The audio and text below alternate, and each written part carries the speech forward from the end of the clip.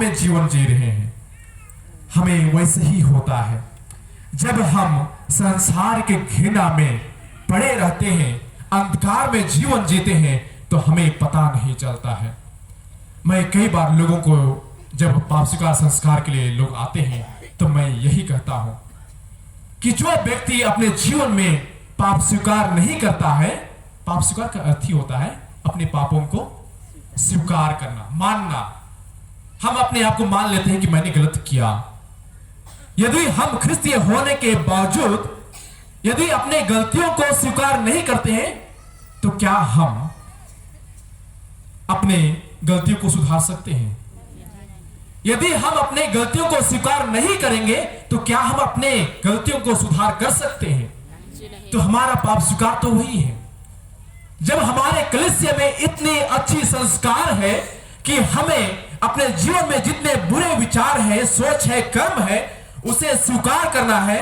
यदि हम स्वीकार ही ना करें, हम मानने को तैयार ही नहीं रहे, तो कैसे हम अपने जीवन में आगे बढ़ेंगे? हम कभी भी अपने जीवन में आगे नहीं बढ़ सकते हैं। हम कभी भी अपने गलतियों को सुधार नहीं सकते हैं। यही हकीकत है हमारे ख्रिस्तीय होने का मकसद एवं हमारे जीवन में आगे बढ़ने का एक ही रास्ता, कि हम अपने गलतियों को स्वीकारें और हम आगे बढ़ें। वही तो परमेश्वर का वचन कहता है प्रोवर्ब्स अध्याय 28 पद संख्या 13 में, जो पाप स्वीकार करता है वह उन्नति करता है। हमें अपने जीवन में उन्नति करने के लिए, आगे बढ़ने के लिए अपने गलतियों को झांक कर देखना है। अपने अंधकार में जीवन को हमें झांक कर देखना है। यदि हम अपने जीवन में उस अंधकार को नहीं पहचानेंगे, तो हमेशा हम अंधकार में जीवन जिएंगे और हमेशा हम नीचे ही रहेंगे। थिस्सलुनीकियों के नाम संत पौलुस का पहला पत्र में अध्याय 5 पद संख्या 4 में, भाइयों आप तो अंधकार में नहीं है, जो वह दिन आप पर चोर की तरह अचानक आ पड़े। आप सब ज्योति की संतान है, दिन की संतान है। हम रात या अंधकार के नहीं हैं, इसलिए हम दूसरों की तरह नहीं सोए, बल्कि जागते रहें और सतर्क रहें। जो सोते हैं वे रात को सोते हैं, जो मदिरा पीते हैं वे रात को मदिरा पीते हैं। हम जो दिन के हैं, विश्वास एवं प्रेम का कवच और मुक्ति का आशा का तोप पहनकर सतर्क बने रहें। परमेश्वर का वचन कहता है कि हम सभी व्यक्ति ज्योति की संतान है, हम अंधकार के संतान नहीं हैं। हम सोए हुए नहीं, लेकिन हम जागते हुए परमेश्वर के संतान हैं। आप में से कितने लोग हैं जो सो रहे हैं? हाथ उठाएंगे। कोई सो रहा है, हाथ उठाएंगे। सो रहे हैं तो कैसे हाथ उठाएंगे ना? हमें से बहुत सारे लोग हैं जो जिसको नींद आ रही है, तो हम कैसे हाथ उठाएंगे? वही कारण है कि हम ज्योति में जीवन नहीं जी पा रहे हैं। हमेशा हमें जागते रहना है। एक बार सब कोई हाथ उठाइए, देखते हैं कितने लोग नहीं उठाते, वही लोग सो रहे होंगे शायद। कुछ लोग आधा सो रहे हैं सर, इसीलिए आधा उठ रही है। हम सभी जागते हैं और जागते रहेंगे। पीटर पहला पेतरुस के अध्याय 2 पद संख्या 9 में, परंतु आप लोग चुने हुए वंश और राज की याजक वर्ग, पवित्र राष्ट्र तथा ईश्वर की निजी प्रजा है, जिससे आप उसके महान कार्य का बखान करें, जो आप लोगों को अंधकार से निकालकर अपनी अलौकिक ज्योति में बुलाया है। पहले आप प्रजा नहीं थे, अब आप ईश्वर की प्रजा है। पहले आप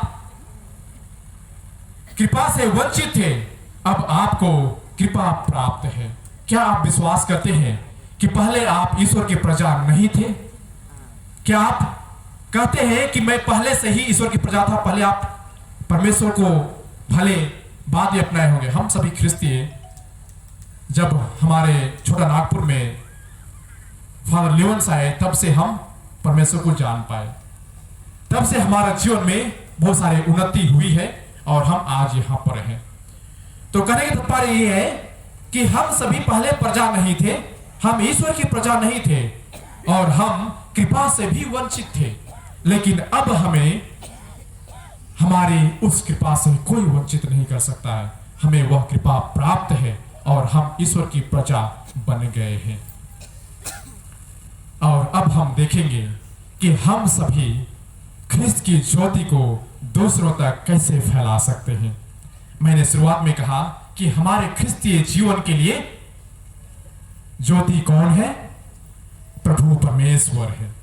हमारे लिए परमेश्वर ही ज्योति है। दूसरा, मैंने कहा कि जब हम ज्योति को पहचान लिए तो हमें उस ज्योति की ओर बढ़ना है। जब हम ज्योति की ओर बढ़ रहे हैं तो हमें क्या करना है? अब दूसरों को उस ज्योति को देना है। मैं क्रमगत जा रहा हूं, कृपया समझने की प्रयत्न करें। मैंने शुरुआत में कहा कि हमें पहचानना है हमारे लिए ज्योति कौन है।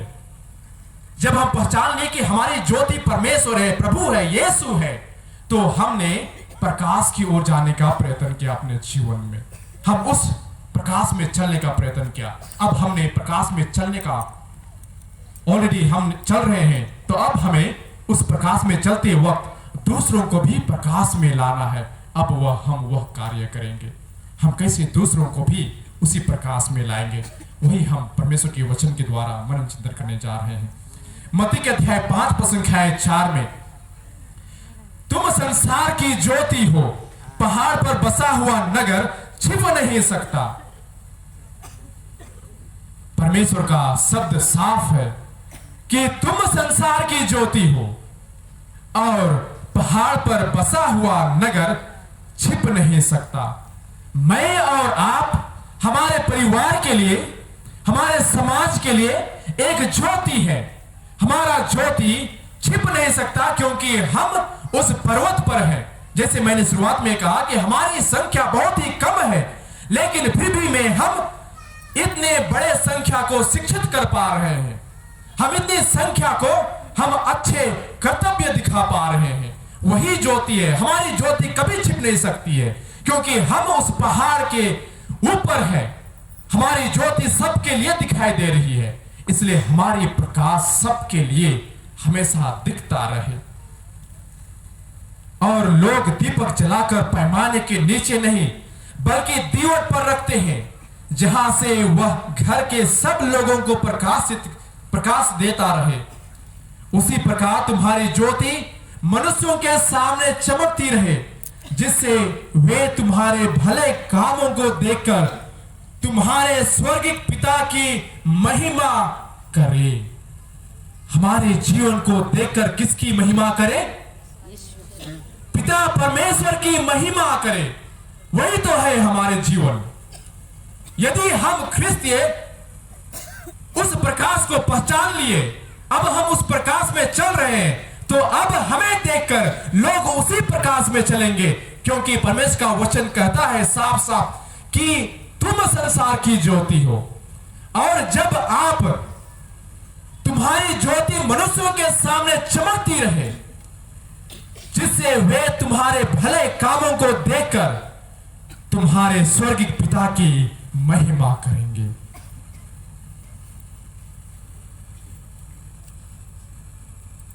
हमारे कार्यों से लोगों के बीच में, हर एक परिवार के बीच में वह ज्योति जरूर चमके।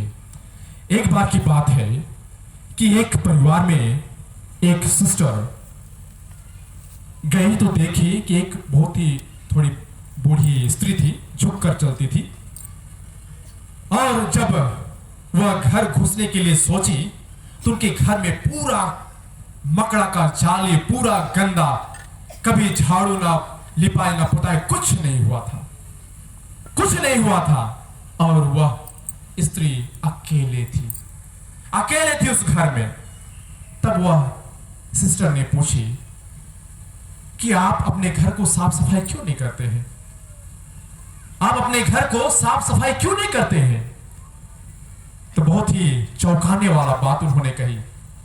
वो स्त्री कही कि मेरे घर में कोई आता ही नहीं है, हमारे घर में कोई आता ही नहीं है, तो मैं किसके लिए मैं अपना घर को सुंदर सजा कर रखूं?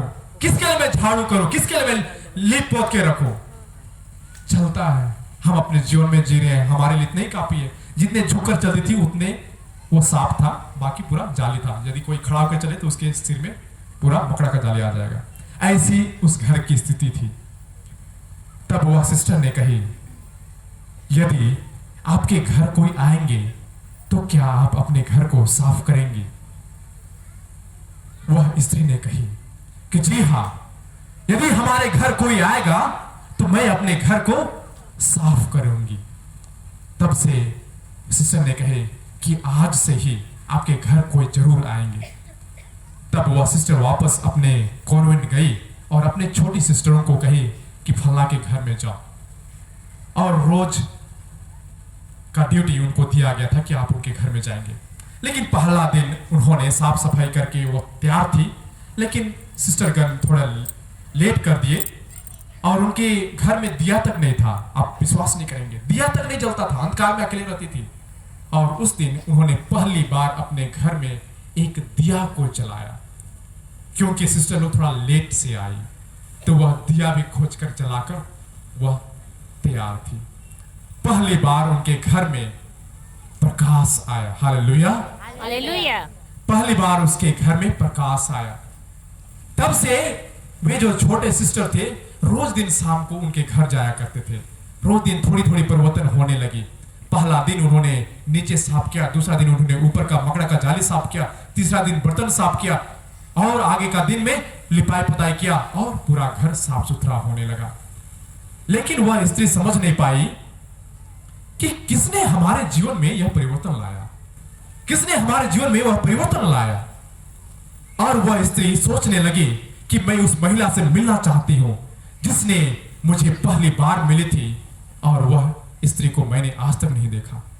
उसके मन में वह जिज्ञासा होने लगी कि मैं उस महिला से मिलना चाहती हूं, जानना चाहती हूं कि वह महिला कौन थी जिसे मैंने पहली बार मिला था और मैंने अपने जीवन में पूरा परिवर्तन पाया।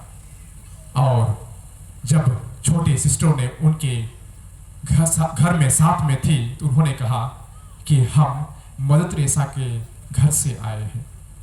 वह मदर टेरेसा थी जो उस बूढ़ी स्त्री से मिली और देखिए उनके जीवन में परिवर्तन आया। यह बहुत बड़ी परिवर्तन है या नहीं है?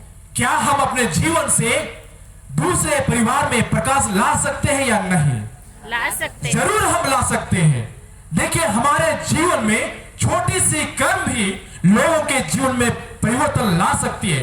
देखिए उस परिवार में कितनी गंदगी थी, प्रकाश नहीं थी, दिए नहीं जलते थे, लेकिन उस घर में दिए जलने लगे, साफ सफाई होने लगी। आज भी बहुत सारे हमारे जो आदिवासी संस्कृति से आते थे, हम पहले बहुत ही बुरे स्थिति में रहते थे, उतने साफ सुथरा नहीं रहते थे, आपको पता होगा। लेकिन आज हमारा वही दुर्गति नहीं है। आज हम बदल गए हैं, आज हम बहुत परिवर्तन हो गए हैं। यही है हमारे रहन सहन सब में परिवर्तन आना। और आगे का वचन हम देखते हैं।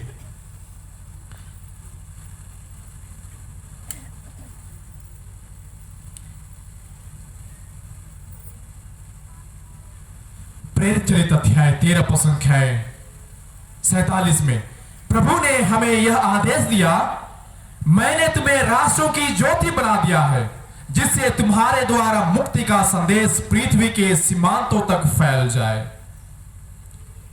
मैंने तुम्हें राष्ट्रों की ज्योति बना दिया है। हम सभी व्यक्ति हर एक परिवार के लिए, गांव के लिए एक ज्योति के रूप में हम भेजे गए हैं। हम राष्ट्रों के बीच में हम भेजे गए हैं जिससे हम वह ज्योति दूसरों के जीवन में ला सके। और गैर यहूदी यह सुनकर आनंदित हो गए और ईश्वर के वचन की स्तुति करते रहे।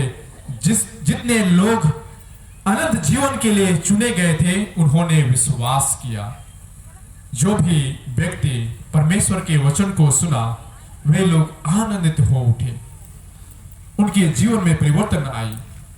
मैं कुछ दिन पहले हमारे जो दूर के गांव है, हमारे पारी से बहुत दूर है, हमारे वहां से कुछ बातें आए हैं हेसातो गांव से। हेसातो बहुत ही इंटीरियर प्लेस में है जहां हमारे कोरवा जाति के बहने रहते हैं, भाई रहते हैं, हमारे बीच में बैठे हैं। कल परसों ही जब उनको राशन मिलना था तो राशन में उनको कटौती हुई, राशन में उनकी कटौती हुई। और वहां का डीलर और वीडियो क्या कहा कि तुहिन तो उड़ाव हो गए। हाँ, तो कैसे तुहिन के राशन मिली? अब समझिए, जो भाई बहन कोरवा जाति से आते हैं उनको कह रहे तुहिन तो उड़ाव हो गया। क्या वे उड़ाव हो गए? नहीं, वे लोग गिरजा आते हैं इसलिए वे उड़ाव हो गए। क्या हकीकत है? नहीं। यही है हमारा दुर्दशा, यही है हमारी स्थिति। लोग कहेंगे जब उनके जीवन में परिवर्तन होती है, जब वे बदल जाते हैं तो कहेंगे तुहिन उड़ाव है, क्रिश्चियन है। हाँ, उड़ाव हो गया, मुंडा हो गया। कभी कभी हमें भी सोचने में ताज्जुब होता है। लोग यह भी बात कर रहे थे कि डिस्ट्रिक्ट में बहुत सारे हमारे जितने भी ईसाई ख्रिस्ती समुदाय हैं वे आदिवासी नहीं रह जाएंगे। क्या आप मानते हैं आदिवासी आप नहीं रहेंगे? रहेंगे। क्या आप उड़ाव रहेंगे? उड़ाव ही बोलेंगे आप? जी हाँ। यदि आपको आदिवासी से हटा दिया जाए तो आप उड़ाव बोलेंगे? जी हाँ। अरे, जैसे हमारे क्षेत्र के वीडियो ने कहा कि तुम उड़ाव हो गए। हाँ, जे क्या बोलते हैं, कोरवा है, उनको बोला कि आप उड़ाव हो गए। तो मुझे भी ताज्जुब हुआ, यह सोच कैसे आ सकती है? कोई मुंडा गिरजा आने लगे तो उड़ाव हो जाएगा, कोई चेरो है वह उड़ाव हो जाएगा। शायद संख्या ज्यादा है उड़ाव की, तो शायद उनको लगा होगा कि उड़ाव लोग ही ईसाई है। हमारे जीवन में ऐसी होती है। हमारे ख्रिस्तीय समुदाय ऐसा एक समुदाय है जहां सभी लोगों के लिए वह स्थान दिया जाता है। आप भले ही कई अलग अलग जाति या धर्म या अलग रीति रिवाज से आते हो, लेकिन प्रत्येक रीति रिवाज से भी हम ख्रिस्त के ज्योति में चल सकते हैं। हमें कोई नहीं रोक सकता है, क्योंकि हम उस प्रकाश को पहचान चुके हैं। मैं याद करता हूं इससे पहले वहीं के मैं हमारे जो हिसातो गांव के हैं उनकी बहुत प्रशंसा करता हूं, क्योंकि वे बाद में ख्रिस्ती हुए हैं, लेकिन उनकी विश्वास बहुत स्ट्रॉन्ग है, बहुत मतलब क्या बोलेंगे, बहुत ही मजबूत है। उनमें से ज्यादा बोलते नहीं है, वे ज्यादा बोलते नहीं है, लेकिन जब वे बोलते हैं बहुत ही अच्छा शब्द उनसे मैंने सुना। एक भाई कैथोलिक सभा होने के बाद उनसे कहा गया कि तुम इनका का सुनला तो नहीं बतावा, तो गिरजा के बाद वे बताने लगे। तो उसमें से एक व्यक्ति ने कहा कि पहले हम इन नहीं जानत रही कि सत्य का ही के, लेकिन अभी हम इन जो पहले परमेश्वर ने बनाए रहे वो धर्म में हम इन सत्य के अभी पहचान लो और हम इन वही रास्ता में फिर वापस अले हो। पहले से हमें नहीं जानत रहो, हमें भटक गए रहो और अभी हमें सही रास्ता में फिर आए गए। आप समझिए, मुझे सोचकर उनके शब्दों को सुनकर बहुत ही ताज्जुब हुआ कि देखिए कितने वे पकड़ सकते हैं जब हम यहाँ पर बताते हैं। पढ़े लिखे ज्यादा नहीं है, लेकिन उनका सोच देखिए कि हम लोग भटक गए थे, अब हम सही रास्ते पर आ गए हैं, अब वे ख्रिस्ती हो गए हैं। उनको लगने लगा है कि हम सही रास्ते को पकड़े हैं, बीच में हमने अपने रास्ता खो गए थे। हमारे जीवन में ऐसे ही होना चाहिए। शायद हम अपने जीवन में कई बार अपनी राह को बदल लेते होंगे, लेकिन